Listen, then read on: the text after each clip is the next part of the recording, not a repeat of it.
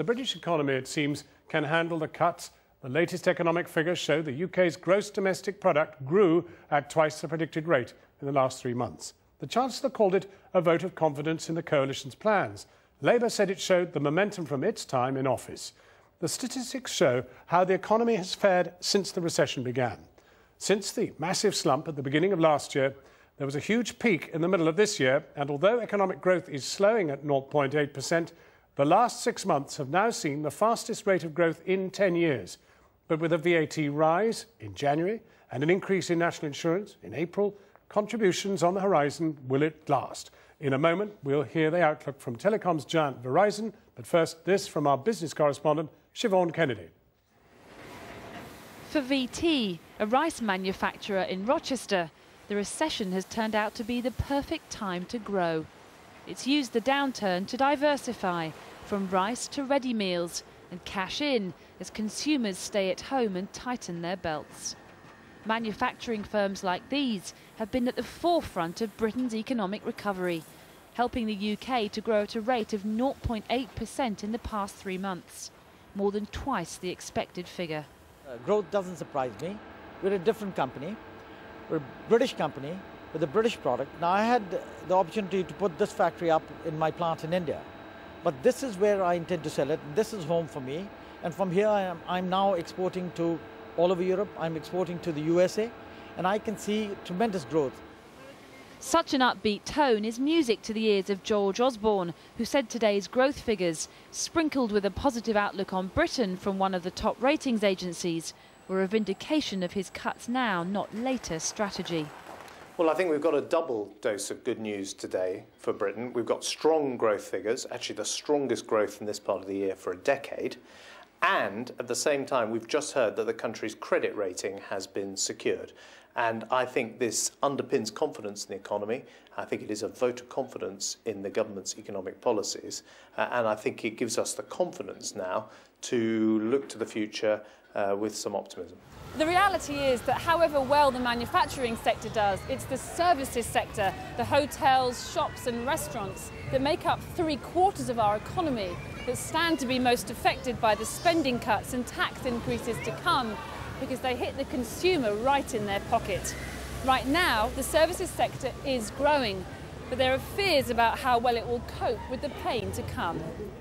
At the Odeon Cinema in central London, ticket sales have been on the rise as people turn to the movies for a bit of light relief amid all the talk of doom and gloom. Because we're one of the sectors that actually does better in a recession, and so this year, year to date, our revenues are up by about 10% year on year, which for a recession is a pretty strong measure. Mr. Gavin says popcorn sales too provide a mini barometer for overall economic health, what they refer to internally as the popcorn index. We saw popcorn hit a low in the first quarter of 2009, and it's increased steadily, and we're now running about 5% up year on year on popcorn sales. But even the happy fantasy land of Hollywood recognises it's hard to project what the future might bring. So you've got to be cautious. You've got to be concerned that consumer spending in total might stop growing. The service sector in total expanded by 0.6% in the last 3 months, while manufacturing output rose by 1% and construction rose by 4%. But Labour thinks this is a high watermark. The previous quarter and all the quarters before that showed us coming out of recession and into growth, a result of what we did and that George Osborne and his colleagues opposed bitterly. Now we're coming up to the real crunch time here and throwing 500,000 people out of work with no prospect of the kind of increase in private sector employment that will mop up those vacancies and take us through to really substantial and sustained growth. One thing that would help sustained growth is a pickup in exports. Yet so far, there are no signs that Britain is managing to sell more goods than it buys. Despite that, today's high growth rate has already led to calls from one Bank of England policymaker, Andrew Sentance, to start raising interest rates, though other economists are more sceptical. the call for raising interest rates made by Andrew Sentence, for instance, is probably a bit precipitous. We don't yet have enough information that demand is actually growing strongly, and if we raise rates before we know it's growing strongly, we might actually raise unemployment and slow growth quite noticeably. Britain's industrial might may be on the rise, but the truth is, until the impact of the cuts begins to take effect, we can't really know which way the economy is truly heading. Siobhan Kennedy reporting. Well, we're joined now by Martin Burville, the Group Vice President of the US communications and technology company Verizon, which employs here around 2,000 people. Martin Burville, does that picture fit with your current trading experience? Yeah, I think we're, as we said at the CBI yesterday, we're very optimistic, perhaps more so than other people are, because our customers are optimistic. They've, I think, grown over the year, and I think the certainty has returned to the market compared to how it was last year. But VAT going up in January, that'll affect your products, the hardware at any rate. It'll also affect people once national insurance goes in April.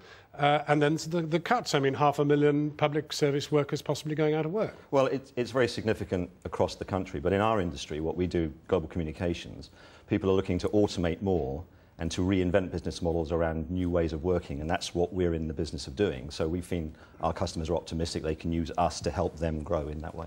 So you mean even in the shedding of jobs, people may be replacing some of the jobs with uprated technical equipment? Well, not only uprated equipment, but also new ways of working. So as people reinvent their models, and I think this is government reinventing its way of doing things, and the private sector has had to do that over the last 3, 4, 5 years. And we're optimistic that that will continue and accelerate, and new technology helps that happen. These, of course, are useful words of generalisation, optimistic and growth. What does it really mean in terms of your projections? Well, we've grown every year for the last 5 years in the UK, and we see no sign of that slowing down. As far as our customers are concerned, as I say, they are expanding more. We do a lot of global business as well as domestic UK. And what they're telling us is they want to do more of that because they see market upticks that they want to capitalise on. But what does this mean in nuts and bolts? I mean, workers, for example, are you likely to take on any more jobs in the next year? Because afterwards, the government's been saying, don't worry, private industry is going to take up the slack. Well, I think we're optimistic about that. I'll give you an example. I mean, in the UK, we've already spent $35 million this year just in London on one location, upgrading it. We're putting a high-speed network through all of London for high-speed trading communities. We've already got a UK national network. That takes people and skills and capabilities to do it. So we use UK infrastructure and people to do that. So you will have more people in jobs in Verizon this time next year than you have now? Well, as long as we... That's what I would read as optimistic. We're optimistic. If our customers grow in the way that they've told us they are, then we're expecting to grow with them, and we're hopeful for that.